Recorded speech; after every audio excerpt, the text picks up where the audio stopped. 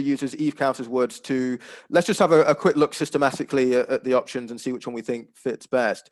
So explain the main causes of sleep deprivation is A. So looking at the text, can we find anything which actually explains the causes?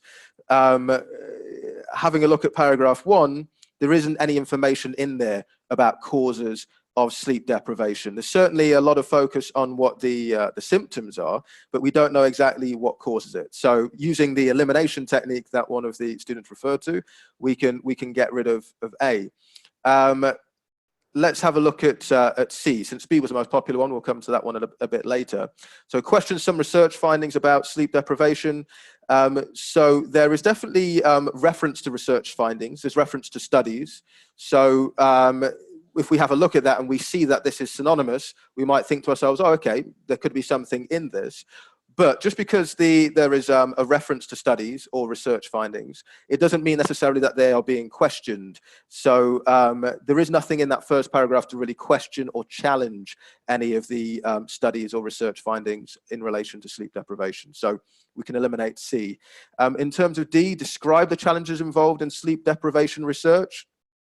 Again, there's a reference to the research, but we don't know what the challenges are in relation to doing this. This is not something which is contained within the first paragraph.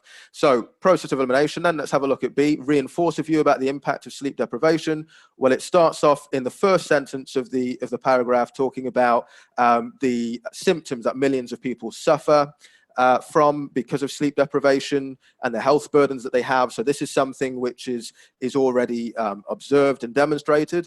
And Eve Van Counter then goes on to talk about the studies they've done, and she basically supports what is already known about sleep deprivation, the fact that every variable they measured was affected, so it relates back to the myriad of health burdens, a whole host of health burdens, many different health burdens.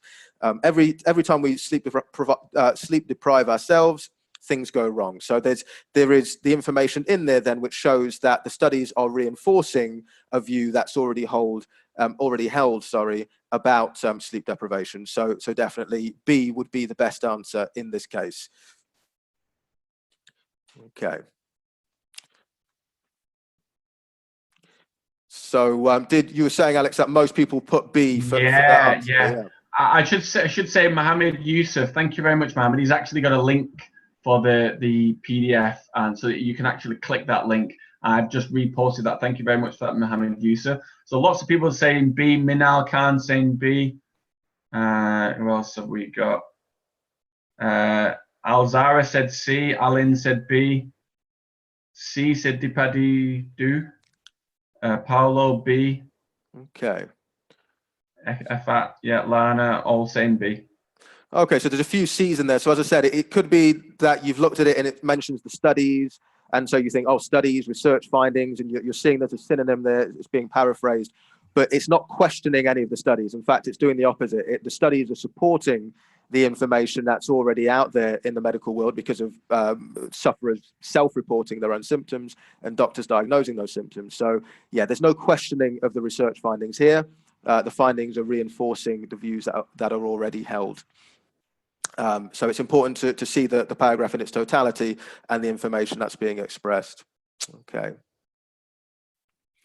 Okay. So we can have a look at the second question now.